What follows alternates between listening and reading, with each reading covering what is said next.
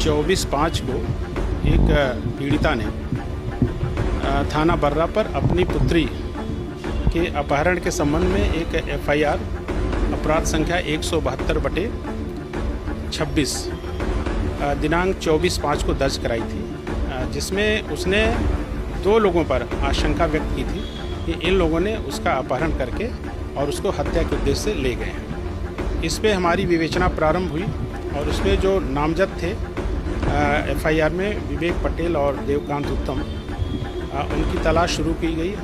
बीच में 28 तारीख के आसपास इसका एक आरोपी विवेक पटेल, इसने एक षड्यंत्र के तहत अपने को स्वयं अपने पेट में एक गन शॉट इंजरी करी और वहाँ चौकी दही के पास गया और उसने पुलिस को पूरी बात बताई। उन्नाव पुलिस ने इसको हैलेट हॉस्पिटल में एडमिट कराया था।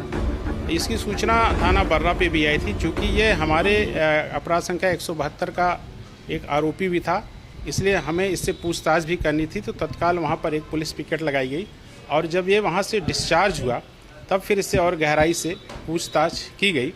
तो इसने ये बात बताई कि इसने और इसके एक सहयोगी देवकांत ने इसको जो है लड़की को ले जा कर के रास्ते में और उसकी लड़की की गला दबाकर हत्या कर दी और फिर ये लोग उन्नाव गए। उन्नाव पर ये विवेक पटेल और इसका एक और गार्ड जिसका नाम अजीत सिंह है, ये सभी लोग बॉडी को लेकर के गंगा एक्सप्रेसवे के माध्यम से बुलंदशहर जहांगीराबाद गए, जहां पर लड़की का शव इन्होंने सड़क के किनारे फेंक दिया था और बाद में थाना जहांगीराबाद बुलंदशहर से इस लड़की का पंचनामा पोस्टमार्टम हुआ है और वहां अज्ञात में एक FIR भी दर्ज की गई है।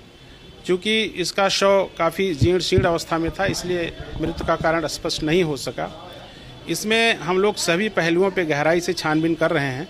दोनों अभियुक्तों को फिलहाल हम लोग हिरासत में लेकर के अभी पूछताछ कर रहे हैं और जो घटना में जो गाड़ी प्रयुक्त हुई थी उसकी भी जानकारी हम लोग को हो गई है।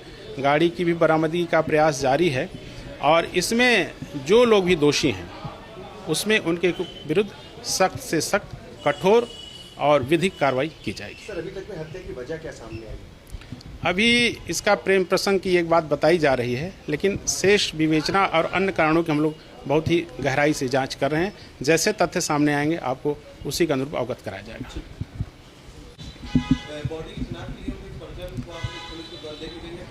देखिए, वहाँ पर हमारी टीम इंस्पेक्टर बर्रा और उनकी टीम वहाँ थाना जहांगीराबाद बुलंदशहर पे मौजूद है और 23 तारीख को चूँकि एक इस प्रकार से मिलती जुलती डेड बॉडी वहाँ मिली थी, लेकिन चूँकि वो जीर्ण शीर्ण अवस्था में थी और उसकी स्थिति ठीक नहीं थी, इसलिए उसके परिजनों को यहाँ से आज भेजा गया है ताकि उस शव का सही पहचान स्थापित हो सके और ताकि हम लोग विवेचना का सही निस्तारण कर सकें।